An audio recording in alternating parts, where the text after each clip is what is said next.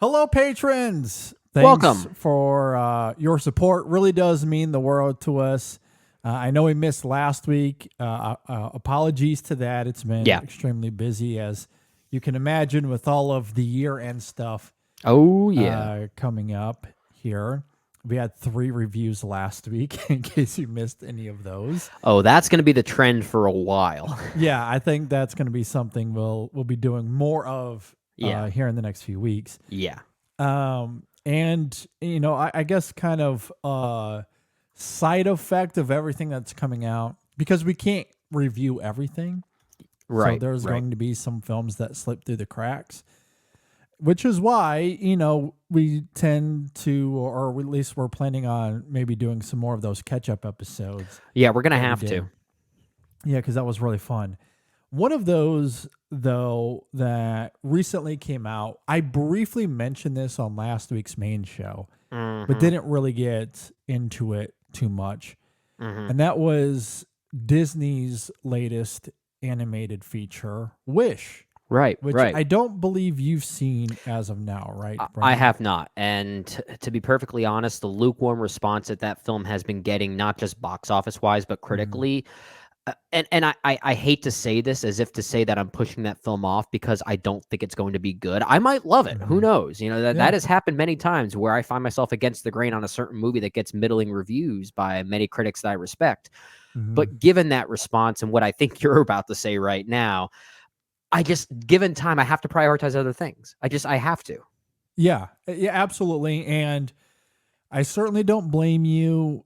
It's not one that you have to rush out and see right now if it's something Okay. you want to catch up with later when it comes to Disney Plus and things start to fizzle out. Sure. A little bit I more. will say, like from the trailers I've seen, I do like the animation style that was chosen Yeah. for it.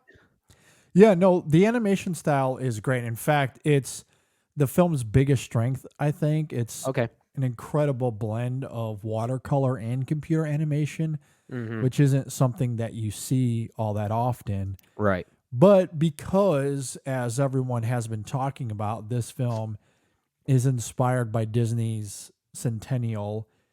And so it's trying to tie together major themes that we've seen from Disney animated films over the years. It's, Yeah. of course, Makes a sense. musical at its heart, as is many of Disney's best movies, Mm-hmm. the Disney animated movies, that is. And so, yeah, it's a film that's trying to capture the magic of what's made the brand so special, Right. Right. while also being distinct and singular, and with the innovation of where animated film is now. Yeah. Yeah. So Makes it's sense. trying to do all of that simultaneously, and I admire what it's aiming for. Yeah. Yeah. Makes You sense. could even argue it's a little ambitious in that regard, Sure. but I do think the film falters quite a bit in terms of capturing the magic of yesteryear, of what's made Disney so spectacular over the years. Uh-huh. It certainly isn't holding back. It's very obvious with its references and the Yeah. movies Yeah. it's trying to honor and revere. And I don't have a problem with that, given that this film is a centennial, I guess, celebration of Disney. For The sure. For fact sure. That's not that a bad thing. it's being obvious in that regard, I don't really have a problem with. The music, and this is what I did talk about briefly on last week's show. I just don't Right. think the music is all that remarkable. Yeah. And we've seen many times before if a Disney movie is kind of middling as a movie, it can still carry a lot of legs just given at least maybe one or two songs that really hit with people. Mhm. I like the movie Encanto, for instance. I wasn't Mhm. blown away by it, but I could see why that film would carry some longevity simply because of We Don't Talk About Bruno, right? Like Yeah. that is a hit song right there. And that's what we talk about from a box office standpoint already with regard to Wish. Does it have that kind of, or does it have those kind of legs from a musicality standpoint? Yeah, and I just don't think that it does, Gotcha. Okay. unfortunately. Now, obviously, when it comes to music, it's there's certainly layers of subjectivity here for sure. Yeah, I agree. However, I don't find any of these numbers all that great. I think they're fine. It's Hmm. hard for me to say that it's bad. I to me, I just wasn't completely I guess just allured in the moment. Sometimes it takes like Yeah, yeah. you have those experiences where you watch the movie, maybe you enjoy it to some Hmm. degree, Yeah. but then the music just really lingers with you and you can't escape it. And then you're salivating to go back and Y- watch it y- again. yeah, you could say that about a great score, right? A great score. Yeah. Like I felt this way about Inside Llewyn Davis, which is about Hmm. to celebrate its 10th anniversary. And I guess for some Patreon, I guess exclusives, if you will, Yeah. I have a surprise coming very soon. I don't even know if Brendan knows about this. This has been I'm a like this has I'm been a kind of confused secret right now. surprise. What are you doing? Tricking your So own co-host here? I know. What are you doing, man? So I want to be part of the club. well, so here's what happened. I so every now and then I will write some stuff from the for the website. Yeah, You know, like yeah, earlier this year, I did a whole piece on Steve Jablonsky. yeah. So with Inside Llewyn Davis coming up for its 10th anniversary, very, very soon, like in the next week or so, I, instead of writing something for the website, I actually did something for YouTube similarly, but I did Hmm. a video essay this time instead of a written one Interesting. on Inside Okay. Llewyn Davis. So that is coming. I have not announced that. It's not done yet. I'm hoping to have it done by the time it gets to its 10th birthday. I Yeah, want to be yeah. able to release the video on the day it's released. Right, right. Makes sense. So that is coming. So that's something you can be on the lookout for. But that Oh man, is I'm one of intrigued by those that. movies where, okay, the first viewing, I liked it. It's the Coen brothers. Oscar Isaac just comes out of nowhere with this spectacular performance. But Hmm. the music just lingered so much. It's all I listened to for like a year straight, it felt like. And it just made me fall in love with the movie more. And it It made me gives want to it, go back to it all, yeah. all these various times. It gives it an added layer, another reason to Yeah. go back to it outside of it just being a very good movie. And whether it be a soundtrack in the case of Inside Llewyn Davis or any Disney musical, for instance, a great score can also do that too, where you just want to listen to individual tracks from it, or you want to relish in certain moments from the movie just because of how it's choreographed with a great musical score. Yeah. Right, like E.T. is a great example. The way that that score was edited seamlessly to fit the movie and how it was actually the other way around. Like it honestly feels like a ballet in that final act. Yeah. And that's without that score, does that movie work? Probably not. It's like it does so much heavy lifting for that, and a great score can do that. Yeah, exactly. I completely agree. Another film that comes to mind as and this is actually very apt to the conversation we're Hmm. having here is Moana. Now, Oh Moana yeah, is yeah. not a film that I'm still fully in love with. There's a few things that keep me from embracing it as Same, one of Disney's same. very best.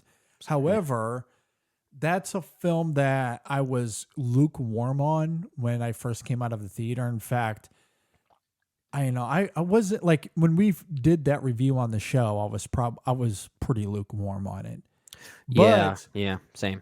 I kept listening to the music. Similarly, like the music just kept me engaged with that film. Just, despite the storytelling issues I had, I could Hmm. not escape the musicality of it. Yeah, I yeah, kept going I'm with back you. to it, listening to it. And then my son, as he was getting a little bit older, he wanted to watch it over and over and over again. Hmm. And honestly, because I ended up falling in love with the music, I really didn't mind it all that much. I enjoyed watching that film Hmm. Hmm. as many times as I did. I still have some storytelling issues with it, but on the whole, I'm certainly much higher on it than I was coming out of the theater that first time around. Okay, yeah, that's a good So example. the music can certainly add to the experience, Yeah. regardless of where you fall on the film. And similarly to Moana, and so maybe to be fair, I need to put a little bit of a TBD on this. Uh huh. Uh huh. But unlike Moana, I haven't found myself wanting to go back to the soundtrack. Like even as lukewarm as I was with Moana, I still like in the immediacy of it, still listen to the soundtrack. There were parts of it that Oh really yeah. struck with me, Oh even in yeah. the theater. Yeah, like there are songs that are instantaneously memorable, right? Yes, Not just lyrically, melodically, the phrasing. They are perfectly constructed Disney musical songs. absolutely. So, um, that is, I guess, the biggest difference with Wish. I just found it all kind of tepid. I guess like it's That's unfortunate. fine. I can't say that it's actively bad. It's maybe a little bit more popish than Mm, what you're okay. used to in terms of conventional storytelling musicality. Yeah. Okay. And again, I'm not saying that as a bad thing, but maybe that's a little bit of at least my personal reservation with Yeah. it. But Gotcha. Okay. I know that Disney is trying to push This Wish, I believe is the name of the song. And again, it's fine. I'm a Hmm. Star is fine. My favorite on the soundtrack is Knowing What I Know Now, I think is the name of it. Okay. And it's one that plays, I guess, as we veer into the final act of the film.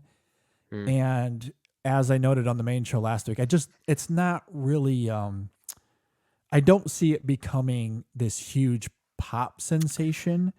Gotcha. Like Gotcha. it works great in the context of the film. I mean, you can still listen to it outside of the film for sure, but it's not going to play Mhm. on radios, I guess is what I'm saying. Yeah. Again, trying to make another case for We Don't Talk About Bruno, which is a film that, Yeah, or a song rather, that wasn't even nominated for Best Original Song and yet was still performed at the yeah, Oscars. Like that's how big that song was. exactly. Knowing What I Know Now does not have that It doesn't vibe have a to it. Bruno energy. Nope, does not It does have not that have a energy Bruno. energy to it. No, but it's great in the context of the film, and I Yeah. love its rhythms. It's a lot of fun. So that one I do love. That's one I have listened to, a couple of times since seeing the film. Okay. And just on the whole, like even outside the music, although I do think that's a big part of it, because again, this is trying to recapture the magic of Disney, or at least honor Sure. the Sure. history of that within Disney's canon.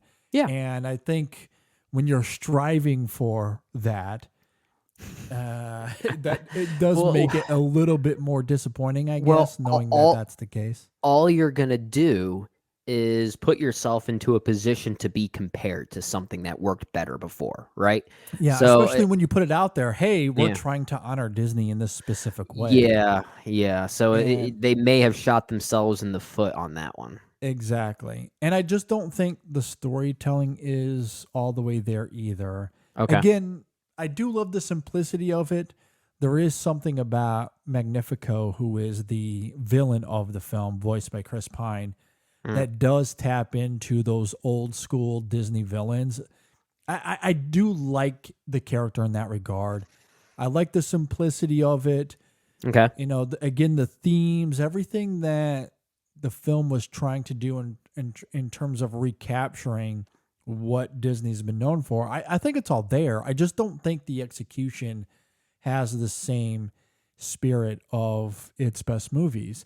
Although I do think Asha is a very compelling and protagonist, excuse me. Okay. She's Okay. fantastic. I do like her. It just feels a little thin on the whole. It just Yeah. and it's Okay. just lacking an energy that is missing from, let's say, a Beauty and the Beast, a Lion King, Hmm. even a Snow White. I just don't think it quite reaches those levels. Gotcha. Okay. Okay. Maybe the biggest achievement is by accident, because there is a remarkable parallel between Disney and Magnifico that you just have to admire when you look at the film from a plotting perspective, like what Magnifico is doing. And I guess I don't know how to phrase this without getting into spoilers, but essentially what I'll say is it's a film that is pro-union, and you Okay. have a character that is trying to manipulate a large crowd from achieving, certain thresholds. He wants to keep things at a minimum so that way he can maintain control and power, essentially. Okay. And when you funnel that through the prism of Disney and, let's say, some of their actions that we've seen this I year, was just gonna say, is this movie an allegory for SAG? it is really funny. Like, really, really funny. In fact, it reminded me a lot of Tim Burton. Oh, and with Dumbo? with how that film, like, Walt Disney is essentially the villain of that remake. Yeah. I don't know how Disney greenlit that. Like, it's unbelievable that he got away with it. They may have. I mean, Disney and the reps at Disney who were either producing that film or behind the scenes, knowing that this was going to be a moneymaker for them regarding Dumbo, specifically Tim Burton's Dumbo. If Yeah. they were in that pitch room, they had to have been smart enough to know this sounds eerily familiar. And then maybe Tim Burton had to say, "Oh no, this is about DreamWorks or something." Yeah, like that. I don't know. I don't know how he got away with that because it's very clear Yeah. in the film that Walt Disney is the villain of that film. And Magnifica was Bob Iger in this case. Wow. And again, like, it's incredibly ironic. I don't know when they greenlit this because animated films obviously take years to make.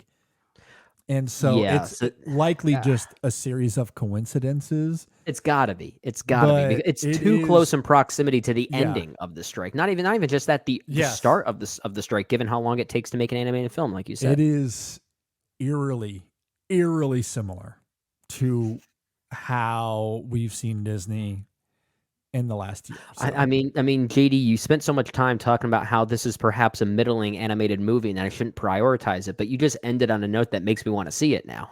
I'm so- telling you, So, if, as M. Night Shyamalan Yeah. would say, what a twist. it is an incredible twist. Yeah, I certainly did not expect that, but it is funny. It is Wow, funny how okay. that certainly played out in that regard. So I don't love the film as it stands. Who knows? Maybe the music will linger with me as we go here, but I haven't felt the urge to go back to the soundtrack all that much. Yeah, I feel like that's a telltale sign right there. So that's been the biggest hurdle, I guess. Yeah. And I don't know when I'll go back to this. I know at some point my wife will probably want to see this. So Oh, maybe yeah. I'll give it a rewatch. But And you saw this with Sam, right? I did see it with Sam, Yeah. and he liked it okay. Okay. I think he so- liked it more than I did for sure. But still, you could tell when a movie is having an effect on your son, whether you agree with him or not. But there's some type of magic in that film when it's really resonating with him. And even Wish didn't quite hit him the way that other movies have. No, not at all. Gotcha. Speaking of, though, and we briefly mentioned this on last week as well, it hasn't seemed to hit with audiences either. Yeah. Right? Yeah. Because this is a movie that in its opening weekend did almost 20 million, which Mm-hmm. isn't great. Not great. No. And No. to this point, it is only made $81 million Is that worldwide or is that just Worldwide. domestic? worldwide. Oh yeah, I'm seeing that now. Box office 81.6 million, with a budget of almost 200 million. Yikes. So, Disney. 2023 is going to be the year that Disney fell. yeah. And look, I know we've talked about this before, especially over the summer when Mhm. things were unfolding there. Disney hasn't had a great year. We've talked to death about the whole Disney Plus of it all. I do think Yeah. that is certainly a factor as we mentioned on last week's show. Mm-hmm. And it's crazy though, because I was looking at some of the other Disney films here. Like Frozen 2 came out in 2018 or something like that. Was that And- 2018? May have been. Maybe 2017? No, it was after that. 2019. It was actually 2019. Yeah, because I remember when that came out, people kept saying it's an animated version of Annihilation. Yes. Yeah, I loved having that conversation because those people are correct. Yeah. And interesting. that film made $1.5 billion. $1.5 billion. So we're just a Yeah. few years removed from that. And I've been Yeah. making an argument through the 2010s anyway. We're 3 years into this decade. But I think Inside Out was the best animated film of the 2010s for me. Obviously, Mhm. that is a debate. It's a great one. It's a great one. It's a great movie. On the whole, though, I think I would argue that Disney animation had a better decade than Pixar did. Disney Um, animation through the 2010s, I yeah, think was pretty yeah, good. yeah, yeah. Inside, well, and we sort of talked about this once before. I forget when it was or even what episode it was, but as far as Pixar's overall quality between the decades, Inside Out is kind of an outlier for them, It right? is. Like, Yeah. like that feels way more in line with the era of, let's say, what from Finding Nemo through Up or in Toy Story 3. Basically Mhm. their era from the 2000s to the 2010s. That specific decade. Inside Out feels like it came from that era. Yeah. Because otherwise what's it competing with? The Good Dinosaur? Um, Cars Yeah. 3 eventually. Cars 2 was sort of the start of some lingering effects happening there. But yeah, you're right. I think Disney animation in general, because I don't love Moana, but I think it was better than a lot of Pixar's offerings from that decade. I agree. So like through the here I got the list pulled up. So Okay. All right. Yeah. Let's check this. in 2010 you had Toy Story 3. Okay. That's It's a great pretty movie. fantastic. And then you have Cars 2, blah, Brave, blah, Monsters Yeah. University, not great. I like Yeah. it maybe more than a lot of other I, people I do, but like what it's going for. It has a daring message. I don't think it sticks the landing and trying to get there, but I like the idea of what it's going for. yeah. And then you get to Inside Out, which is great. And then you have The Yeah. Good Dinosaur, interesting failure. Yeah, I Finding agree. Dory is one of the worst Pixar movies. Cars 3, The worst again, Pixar movie. I can't go that far, but I don't think it's great either. Coco, I liked. I like Coco. I know a lot Yeah, of yeah. people love Coco. Okay, talk about musicality. That movie is helped by some of the music there. Yeah. So okay, yeah, that one I like. And then Incredibles 2, which is great. Yeah. And then Toy Story 4, and maybe this is where my perspective, I guess it'll just depend on how you feel about that franchise, I guess. Toy Story 4 did nothing for me. Did little. It's not bad, Yeah. but I don't love it. I like the It's very Forky of it all. redundant. I love the Forky of it all, but that's That's it. yeah, that yeah, it's I mean it's middling Yeah, Pixar for me if I'm being honest. for sure. So Inside Out and Toy Story 3 will have, those might be the best highs. And again, I know this is debatable. So take this for what it's worth, but I Yeah. think this lineup is more consistent. And some of it might also come down to the level of weight that you put onto these films. Okay? Because I Mhm. mentioned that Inside Out it's my favorite Pixar film. At the very least, it's one of the best Pixar movies. And Sure, sure. Inside Out, Toy Story 3, you could probably argue the same thing. One of their better movies for sure. Yeah, yeah, I agree.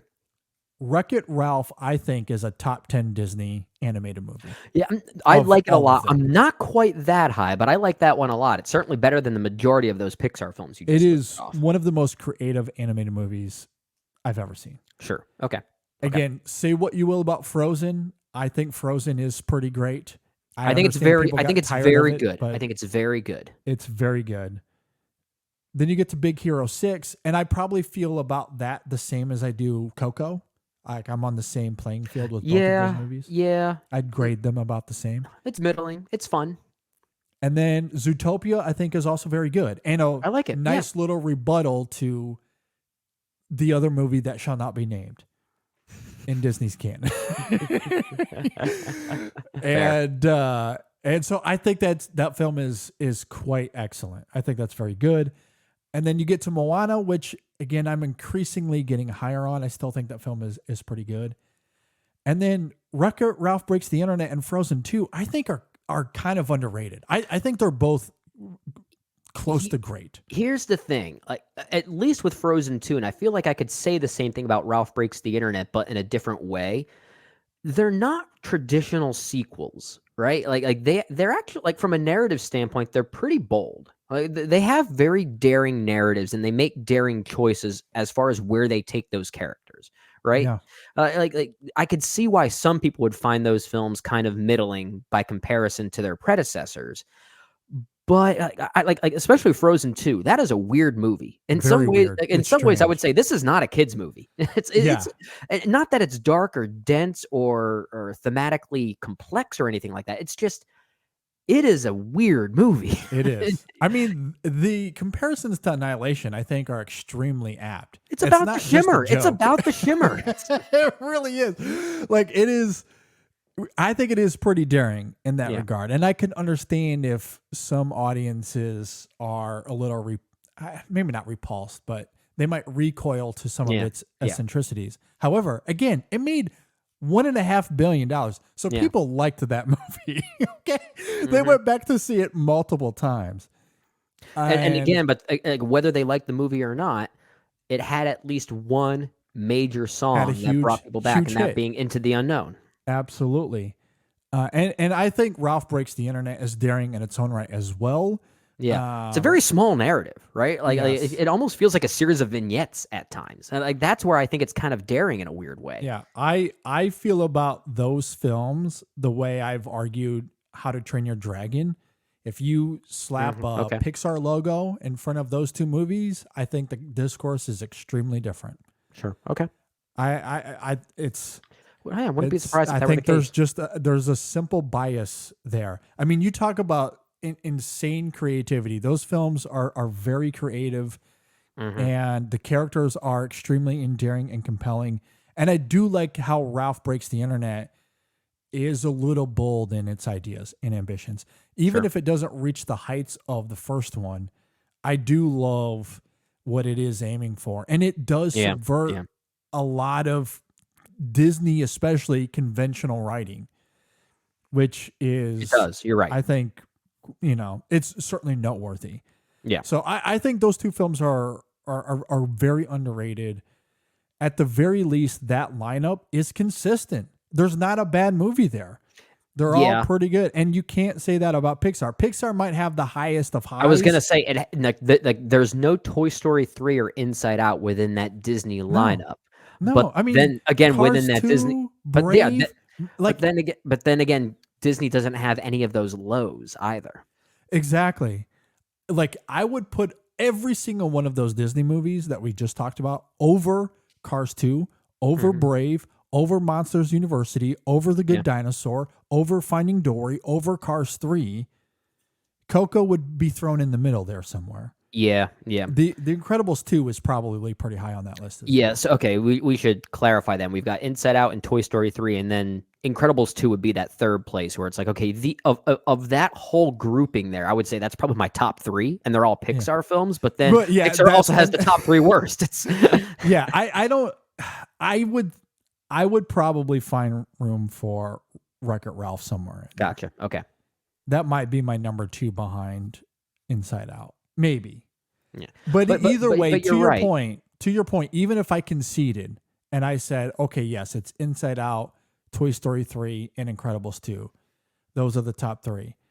Then it would be every one of those Disney films with maybe Yeah. Coco thrown in there somewhere, So and then all of that's those the other thing. Yeah, if you average it out and try and calculate it mathematically, Disney might still win, depending on Exactly. depending on what criteria you use to grade and how heavily of a weight you put on those top 3. This is where we'd have to get our good friend Jay Ledbetter's snazzy Get one of spreadsheet back those out. Yeah. spreadsheets, yeah. Yeah, because I think mathematically, if you weight it out, there's more consistent. And again, That's I still important. think I would put some pretty heavy weight on some of those too. Maybe more than others, to be fair.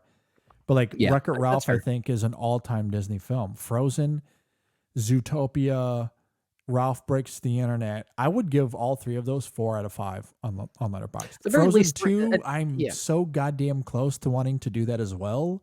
I kind of am too. The majority of these are kind of in that 3.5 out of 5 range for me. So I'm not. I wouldn't say I'm blown away by most of them, but I think they're all at the very least very good movies. Can't say that about Pixar's lineup from the 2010s Which because they have some stinkers. Like they actually have a few stinkers there. exactly, which Disney Animation I don't think really did in the Yeah. 2010s, which was the whole point of this. I understand that it's going to swing a little bit depending on how you fall on these movies. Hmm. But I think mostly, and especially for me, I think Disney animation had a huge comeback Yeah. comparatively because obviously for the longest time Pixar was kicking major ass. Okay. I And mean, no one would debate that. we're seeing this happen a lot, right? Like they're like with every franchise, with every studio, even everything has to come to an end at some point, right? Mhm. We're sort of seeing a similar thing happen with Marvel, right? Or like, not superhero movies in general, but with Marvel, the Marvel Cinematic Universe, we're seeing the tides kind of shift a little bit. So Yeah. we might see something similar happen to that specific movement. There's Mhm. always going to be some paradigm shift. And speaking of that into this decade, it's really interesting how the shift has almost come back to the middle, Yeah. right? Similarly, I think Luca is the high of this decade so far between the two. Hmm. Elemental, I'm pretty high on. Yeah. Lightyear is awful. I Turning Red, agree. I like. I know you like that one a I little like bit that a more than lot more me. than you. That and Luca, especially Luca, I think Yeah, are pretty high on my list as far as Pixar is yeah. concerned. And I like Soul. Okay, I want to love that one so much more. I want I to like it really do. more. I agree. And Onward, I think is also okay. Yeah, I don't hate it. Don't love it. You know, like good 3.5 stars for me. yeah, I'm less than that, but still, it's not terrible. It's just another middling one Yeah. for me. Whereas Disney animation, you have Raya and the Last Dragon, Hmm. which again, fine. I am like with Onward there. You know, like I can't I don't think it's bad, but it's not memorable either. Yeah, I don't like again, I think Lightyear is the worst of them. that's a misfire. That is, That's a misfire. I think Pixar's worst movies for me are Cars 3, Cars 2, and Lightyear. Those are Yeah. my bottom 3 Pixar movies. Yeah. Okay, so yeah, Lightyear is certainly the worst. Yeah. So yeah, Raya I think is fine. And then you get to Encanto, Strange World, which admittedly I haven't seen, Mhm. but from Heard it was all fine. yeah. And the reviews I don't think were super great.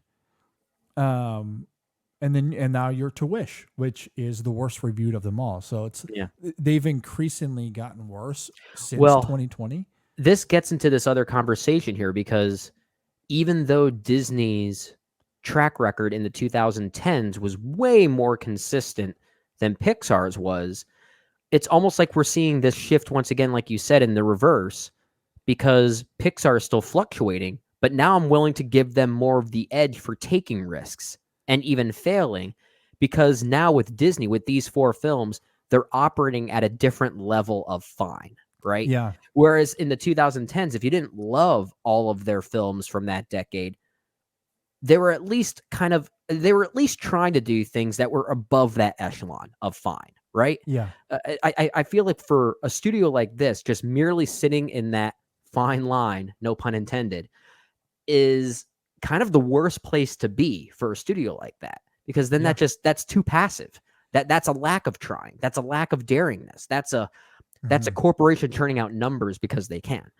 Yes. And that's something audiences will eventually pick up on. They'll at least Mhm. sense it. They'll psychologically get it, like that there is a lack of care happening here, which is why I Well, think we yeah. need to start being more critical of Disney now, even though I wouldn't say all of their films have been terrible this current decade, but that level of fine just lacks passion. And it didn't last decade, if you ask me. Yeah, and it is concerning with the trajectory of Disney animation, and it's Yeah. in some ways pretty disappointing because as I noted, I thought their 2000s output was quite great, Hmm. especially given where they were in the 2000s. It was a huge step forward, and not just in creativity, but as you're Right. talking about, I do think there was some audacity to some of these films, Yeah. It's and it's it's interesting how each decade seems to be following like a back and forth pattern in some ways. Like not a back Mhm. and forth between Pixar and Disney, because you look at the 90s, right? You can't really say there was a back and forth between Pixar and Disney because Pixar really first came into their own in 1995 with the first Toy Story. yeah, So that's an edge that no one can compare to, but the 90s, classic era for the Renaissance Disney movement, right? The yep, 2000s kind of dips a bit. Pixar takes over. 2010s kind of shifts again. Now, are we seeing it shift once again into 2020s? It does seem as if that's the case, and it is weird how they keep fluctuating every 10 years or so. I mean, they're all owned by Disney, so do you think they're planning this? I don't know. It is strange. And while the Pixar output this decade, I don't think has been great with a capital G, aside from Luca, you and I are on the record of claiming that as top tier Pixar, and I very much hold to that. I agree. But Onward, Soul, Turning Red, Lightyear, Elemental, like Elemental and Turning Red, I do like of those two, for sure. But on the whole, I don't think like those are all still middle tier Pixar. Sure. I would say, generally speaking. So it's not as if they're blowing away the competition here. If we're going to use, I guess, in a football analogy, it's like 7-0. You know? Oh yeah, they're only a touchdown ahead. Anything can happen. Yeah, anything can happen, and obviously we're still early in the decade. So if you want to say it's like 7-0 in the first quarter, kind of a thing, right? I'd say that's kind of where we're at right now. But all of that to say this, right? Because Bob Iger, and I don't know if we'll have time to get to this on the main show, so I'm glad it's coming out here. But Bob Iger got into some maybe some hot water, at least within the discourse this last week, right? Because he made some comments about how, we're going to take a step back from the quantity of films, and we're going to focus on quality. Well, good on you, Bob. It's about time that you made that decision. Well, the wording is so weird. It's so weird and dumb. It's like, okay, like you can focus on quantity. I get that. It's a business. It's a corporation. This is the movie business after all. But you do realize, Bob, that by saying it the way you did, you inadvertently admitted that you were not focusing on quality, right? You admitted you were purposely putting out middling content. Yeah, I mean, and obviously he's speaking more to just the realm of animation, because he went on to talk about Marvel and how they lacked the amount of executives to maintain quality control with Marvel Studios. So he was talking about Disney on the whole, for sure. But it does bleed into animation, because Elemental struggled. Now, they ended up recouping some of those early losses, and luckily, thankfully it ended up being a success story, but it took some work. I don't think Wish is going to have that same trajectory. It certainly doesn't seem like that's the case. No. I haven't seen it, so I can't tell, but it just, given the word of mouth, it doesn't seem to be carrying. At least Elemental, when it first came out, while it seemed like a premature failure box office wise, it at least initially had some fans, right? It at least had enough defenders to kind of start the wave a little bit. I don't know if that same level of passion is there for Wish. At least I'm not sensing it just yet. No, I don't think that's the case. And while I don't have the weekly numbers in front of me, maybe I could try to look that up real fast. Well, okay, so I have the domestic here. Okay. So the second week dropped by from okay, so it dropped from 22 in that opening to 12 million in its second week. Okay. Oof. So that doesn't sound good. No. So like it's not great. Like like if it's gonna have an Elemental type run, it's got some work to do. Let's just put it that way. It doesn't seem like that's going to be the case. So yeah, kind of with you. Kind of with you. It's unfortunate. I mean, we don't want to see movies like this fail, but at the same time, we want to see better content that doesn't run the risk of failing, right? Yeah. So and that's the thing. Like, Disney on the whole has had a rough year. And I do think a lot of it does come down to quality, and that's been the theme of this entire year. I feel like we started hammering this home all the way back in January. Yeah, we did. Just make definitely good did. movies. Just make good movies. I mean, we know it's easy to say. We know it's not that hard to always just make good movies, but like you can make a daring failure or a failure that even just has an ounce of passion to it. Like like you felt like you wanted to tell Frozen this 2. story. Like Well, Frozen there you 2. go. Yeah, is that a great movie? I mean, I actually think it's kind of a interesting. It's very interesting. If Yeah. I'm being honest, I actually think I like Frozen 2 more than its predecessor, just because of that level of intrigue there. I can't say it's a better flowing movie, right? But it's really up my alley. But they were Yeah. trying something there, and that's what I'm not seeing from a lot of content under the Disney umbrella these days. It's a lack of passion. Yeah, absolutely. So I'm okay. Give us less content, focus on quality, and hopefully you'll be able to break this trend of not just losing at the box office, but Hmm. also in terms of quality. Again, I didn't see Strange World, but its reviews are tepid, and Wish's critical consensus is even worse than that. So, Yeah, yeah. yeah, focusing on quality, I think, will go a long way.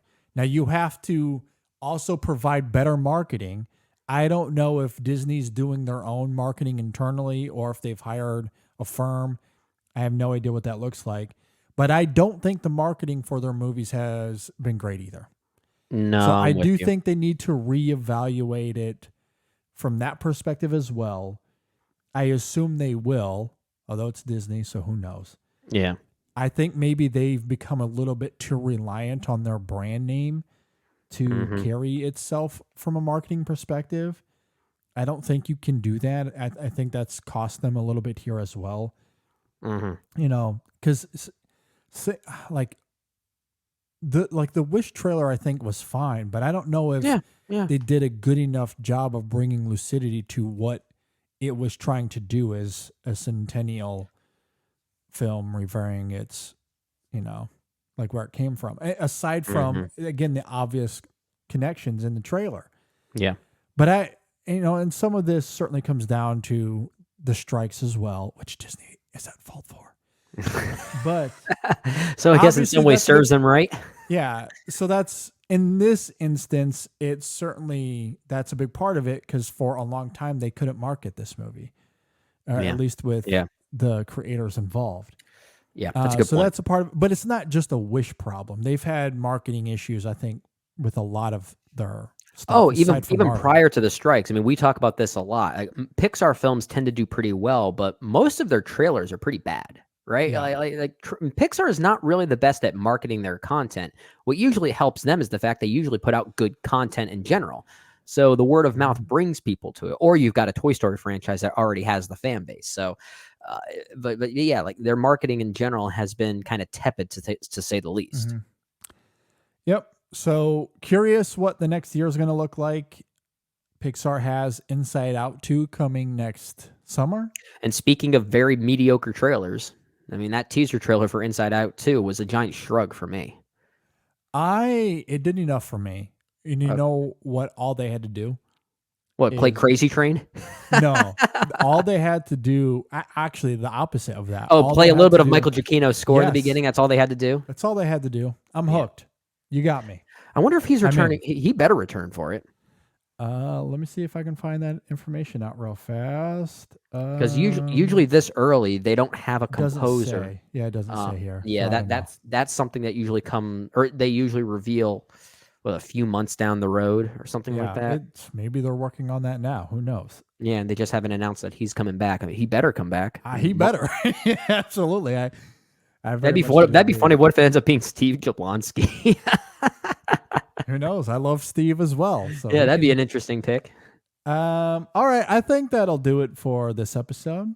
I agree. I We've agree. Good, gone good, a good little content here. long. Yeah. Good, So good, good, polite Disney rant, if you yeah, will. love a good Disney rant. So at any rate, thanks everyone for your support. We really do appreciate it. And we'll try to be a little bit more consistent with these kind of moving forward, even Yeah. as things get near the end here. So, and of course, as always, if you have anything that you want us to talk about, I mean, let us know. Let us know. Hit us up, leave a comment on this post, or you can email us insessionfilm@gmail.com. Hit us up on social media. I mean, we'll gladly talk about whatever you guys want to talk about. So definitely hit us up. At any rate, thanks for your support. Yeah, thanks. Enjoy the episode as we get all cage crazy. It's very gonna be a cagey. lot of Very fun. cagey. But yeah, thanks for everything and enjoy the episode.